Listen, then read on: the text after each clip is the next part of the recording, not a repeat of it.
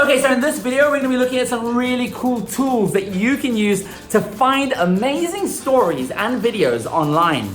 Let's do this.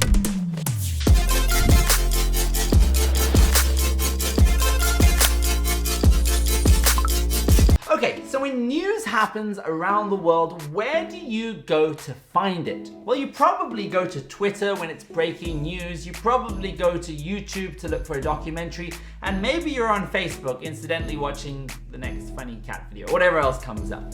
But the world has changed in enormous ways, and there are incredibly powerful aggregation and video curation tools to help you find amazing stories that are taking place around the world right now. Okay, so if you like Twitter, you will love TweetDeck. While Twitter gives you a single feed of the people you follow, TweetDeck allows you to customize multiple feeds following different hashtags, themes, or even individuals. This means you can be monitoring lots of stories taking place around the world right now.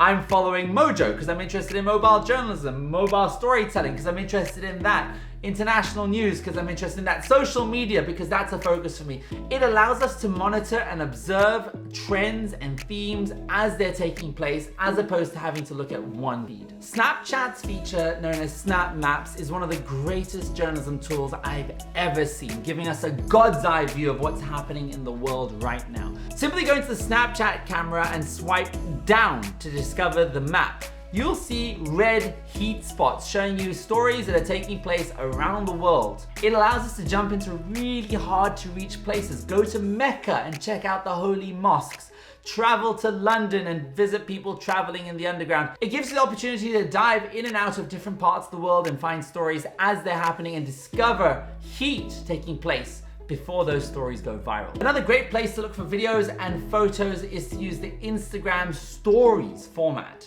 If you type in any hashtag, say hashtag environment, and click on that little pink multicolored circle on the top left, you'll come to snaps that people have submitted over the last 24 hours to the Instagram Stories. You can then click into each of those individuals and find out exactly who created that piece of content, which better helps us understand who's making that video.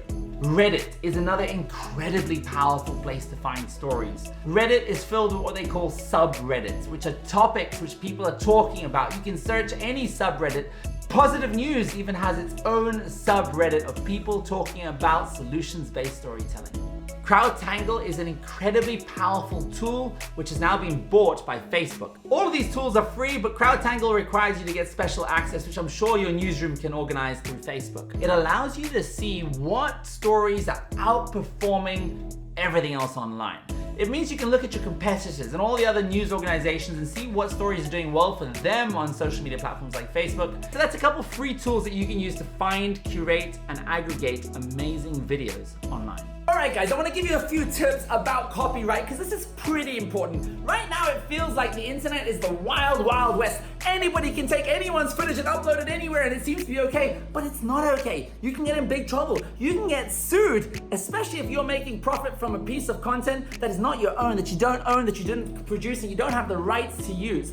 As a basic rule, you should always get in touch with the content creator. Get in touch with the person that has created a piece of footage and ask them for permission to use that footage. Ask them if you're allowed to repurpose that footage. If they say yes, get that in writing. It will protect you. It will keep you safe. It is so important to get that permission, to get in touch with people, as opposed to just willy-nilly curating whatever you like and thinking you can get away with it. You can't. You'll get in big trouble. And this is why it's so important to get permission to use footage before you share somebody else's work. Of course, there's a number of places where you can find rights-free content. One of the best sources for this is Unsplash. It's a website where they have tons and tons of rights-free images. You can use those stills wherever you like. They are available for distribution. Another place to find high-quality images for free that you can distribute is by simply going to Google Images, going to tools and searching images that people are allowing you to share. It's really, really important to make sure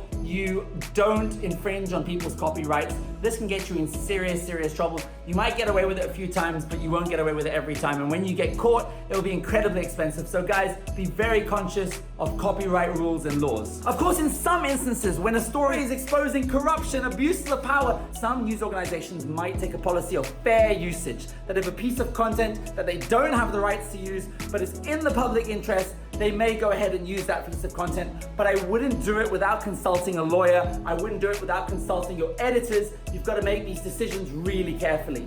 That's my advice on copyright.